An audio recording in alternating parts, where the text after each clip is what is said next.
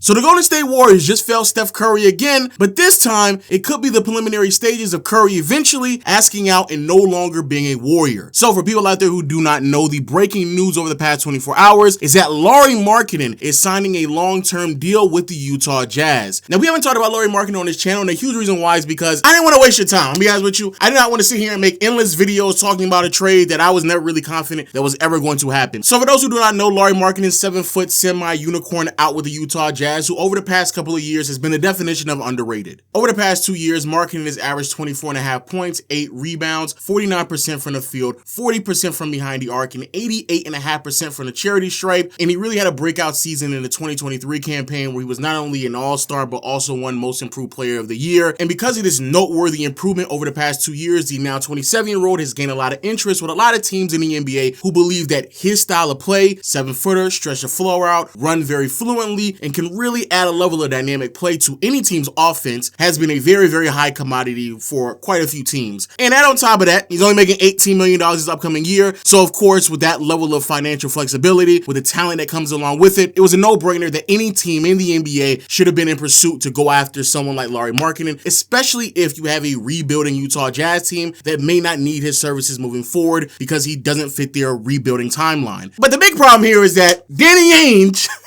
of all executives, now runs the Utah Jazz. He concluded his time with the Boston Celtics, took over in Utah, and let's just say this. Anybody who's ever remembered Danny Ainge out in Boston, Ainge used to get over on basically any and everybody imaginable when trying to make some deals. He was wheeling and dealing with all the trades, right? He had to make sure he got on top. And because of this, even though yes, there was a lot of interest in Markkanen, and even though yes, a lot of people would have loved to have him on his team, I do highly believe, and this is a huge reason why, another huge reason why I didn't make the videos, because Danny Ainge is running an organization, it was going to be really hard for any team to pry Markkanen from Utah through a very reasonable trade where Danny Ainge didn't come out on top. And because of that, even though yes, it was made known to the public and everybody knew that Markkanen was available, a couple of teams quickly fell out of the race of trying to get Lauri Markkanen, in large part because they knew that they probably didn't have the pieces that Danny Ainge is looking for, and also they didn't want to get bent over backwards in a trade conversation with Ainge because that's what he tends to do. However, the Golden State Warriors were in a very, very peculiar situation because they needed to add some talent to their roster. After not being able to land Paul George with the trade, also losing out on any value could have received for Chris Paul in return, which effectively means that you lost Jordan Poole for nothing, and also losing Klay Thompson for practically nothing as well. There was a lot of questions and concerns heading into this upcoming year for the Warriors about what exactly is this team going to look like, in particular offensively, from a team that already struggled mightily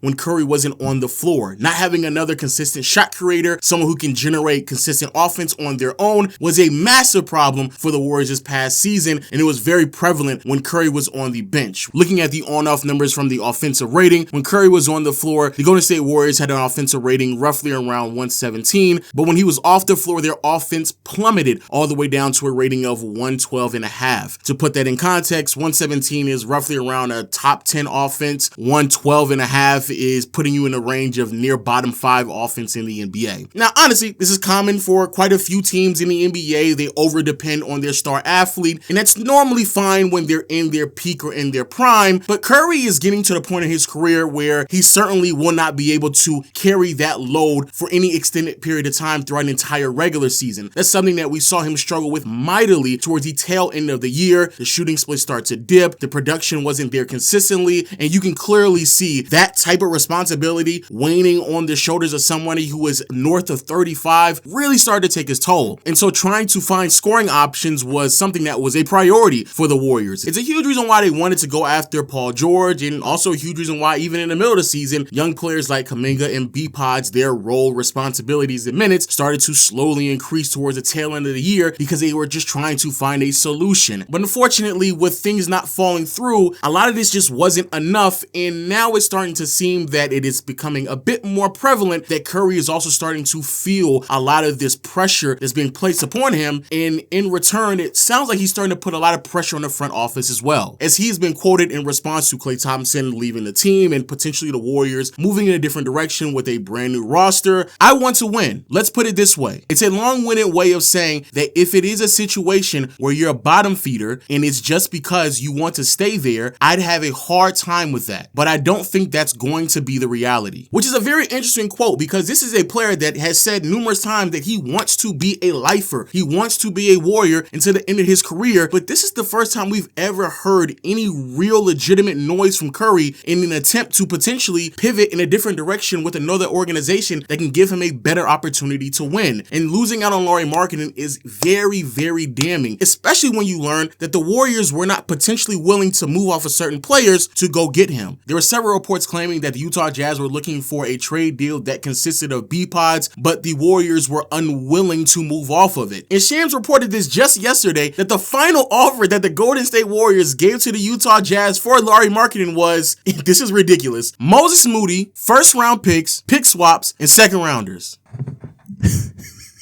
That's it. That's what they, and when they picked up the call and talked to Danny Ainge, they were like, Kaminga? No.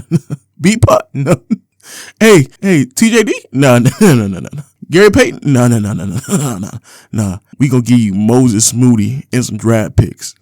You decide to call Danny Ainge of all people and thought you were going to get away with a trade package of Moses Moody and draft picks that are probably also protected? No, there's no way. No way. From an organization where their star player is already hinting at the idea of moving on in a different direction if this team cannot truly compete and find themselves at the bottom of the conference. And it's not just Curry who's also alluding to the fact that his time is coming to a conclusion. Draymond has been on record as well over this offseason, hinting at the ideas that he only has a couple of more elite level years left in the tank throughout the rest of his career. And all this is very interesting and telling for several reasons.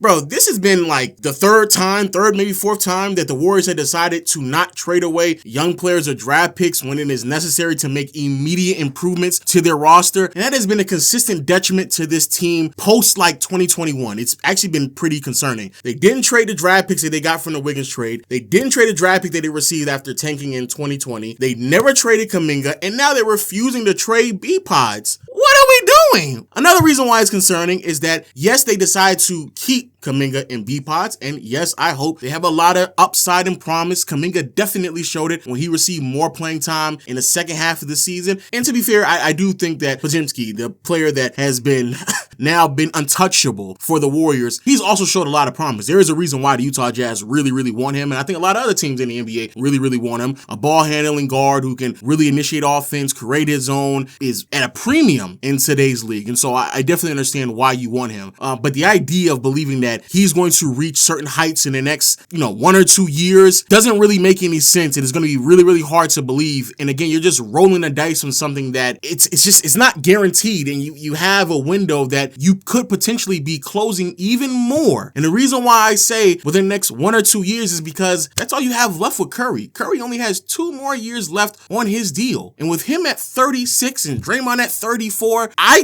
don't know, how many more years do you think they're going to keep putting up with this whole rebuilding, restructuring, keeping young players? Because the Warriors have made it very, very clear that they are preparing for the years without Curry. And if you're trying to do that while still having Curry on your team, effectively you're going to be punting away a few seasons. This upcoming year or two are not seasons that you need to punt away, especially because it just felt like you decided to discard and restructure a lot of your rosters in the last 2 years anyway. It was inevitable. You were going to need to make changes. You were going to need to add some type of talent to the team. And when doing so, or at least presented the opportunity to do so, you continue to refuse, or at least not make very serious offers for immediate improvements to this team. And with Curry at this age and with only 2 years left on his deal, I have a hard time contextualizing or even understanding the concept of not trading a rookie for someone like Lauri Markkanen, who is a solidified all-star caliber player who fits really well in what this team is attempting to do. A center that could space out the floor, play alongside Draymond in the front court on both sides of the floor fairly seamlessly. And in all honesty, out of all of these 7-footers in the NBA, you can definitely definitely argue in that system, Lauri Markkanen would thrive in. And it's a gamble that the Warriors have been taking this entire time, and I do believe it's a gamble that they consistently have been losing on, and I do believe it's a gamble that will inevitably push Curry out of this franchise and find himself finishing his career on another team. Because in all honesty, I just think Curry is still too great of a player at this stage of his career for him to be wasting away with the Warriors, and there's a possibility that he feels the exact same as well. But hey, here's to a hopeful year of a massive leap from Kuminga and B-Pods, because if not, it's going to be a really, really tough 3 to 4 months to start the season for the Warriors, because they could very quickly start to find themselves fading into irrelevancy in a very, very tough Western Conference, and I do believe eventually the button will be pushed for the Warriors to move on in a different direction and just blow everything up.